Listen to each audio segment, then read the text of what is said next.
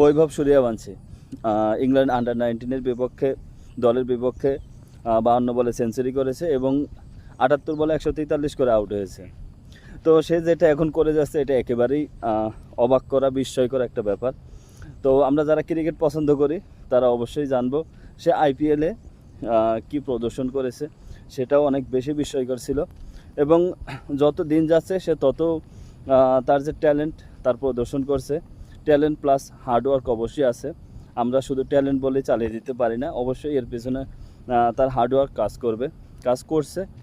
তো এরকম অনেক প্লেয়ার আছে যারা আমরা অতীতে দেখেছি, এরকম অনেক প্লেয়ার যারা ট্যালেন্ট ছিল, যাদের যথেষ্ট ট্যালেন্ট ছিল, কিন্তু তারা সেই ট্যালেন্ট অনুযায়ী সেই ধরনের প্রদর্শন করতে পারেনি। কিন্তু বৈভব সূর্যবংশীর ক্ষেত্রে হয়তো বা এটা হবে না। বৈভব সূর্যবংশী একটা লম্বা সময় ইন্ডিয়াকে অনেক ভালো কিছু উপহার দিবে, এটা আমার বিশ্বাস। তো দেখা যাক পরবর্তীতে কি হয়। এখন থেকে